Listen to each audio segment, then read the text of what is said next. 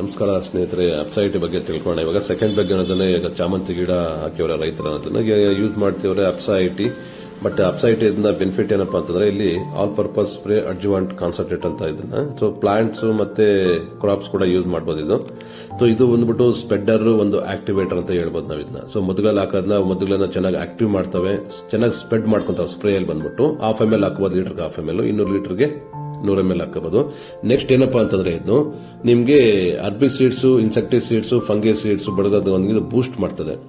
ಮತ್ತೆ ಏನು ಅದಾದ ನಂತರ ಮತ್ತೆ ನಿಮ್ಟೋಡ್ ಇದ್ರೂ ಕೂಡ ನಿಮ್ಗೆ ಕಂಟ್ರೋಲ್ ಬರ್ತದೆ. ಗಿಡ ಚಿಕ್ಕದಾಗಿದ್ದಾಗ ನಾವು ಬಿಟ್ಕೊಂಡ್ರೆ ಏನಾಗುತ್ತದೆ ಭೂಮಿಗೆ, ಸೊ ನಿಮ್ಟೋಡ್ ಕೂಡ ಕಂಟ್ರೋಲ್ ಮಾಡ್ತದೆ. ಫರ್ಟಿಲೈಸರ್ ಅಂದ್ರೆ ಗೊಬ್ಬರದಲ್ಲಿ ಕೂಡ ಬಿಟ್ಕೋಬಹುದು ನಾವು. ಇದರಲ್ಲಿ ಏನಾಗುತ್ತದೆ, ಆ ಗೊಬ್ಬರ ವೇಸ್ಟ್ ಮಾಡಿದ್ರೆ ಅಂದ್ರೆ ಬೆಳ್ಳಿಗೆ ಉಕ್ತಾ ಇರ್ತವೆ. ಆ ಗೊಬ್ಬರ ಉಕ್ಕಿದ್ರೆ ಏನಾಗುತ್ತದೆ, ಚೆನ್ನಾಗಿ ಅಬ್ಜರ್ಷನ್ ಮಾಡ್ಕೊಳ್ತವೆ. ಅಬ್ಜರ್ಷನ್ ಮಾಡ್ಕೊಂಡು ಭೂಮಿಗೆ ಚೆನ್ನಾಗಿ ಸ್ಪ್ರೆಡ್ ಮಾಡ್ಕೊಳ್ತವೆ. ಆವಾಗ ಭೂಮಿಗೆ ನಮ್ಗೆ ಜಾಸ್ತಿ ಗೊಬ್ಬರ ಬಿಡೋ ಅವಶ್ಯಕತೆ ಇರೋದಿಲ್ಲ. ಇದು ಲೀಟರ್ಗೆ 1 ml ಹಾಕೋಬಹುದು, 200 ಲೀಟರ್ಗೆ 200 ml ಭೂಮಿಗೆ ಬಂದ್ಬಿಟ್ಟು. ನೆಕ್ಸ್ಟ್ ಇದು ಇಂಗ್ರೀಡಿಯೆಂಟ್ಸ್ ಬಂದ್ಬಿಟ್ಟು ಆಕ್ಟಿವ್ ಇಂಗ್ರೀಡಿಯೆಂಟ್ಸ್ ಬಂದ್ಬಿಟ್ಟು 80% ಇದೆ. ಸೊ ಚೆನ್ನಾಗಿದೆ, ಆಕ್ಟಿವಿಟಿ ಎಲ್ಲ ಬೆಳೆಗಳಿಗೂ ಯೂಸ್ ಮಾಡಬಹುದು.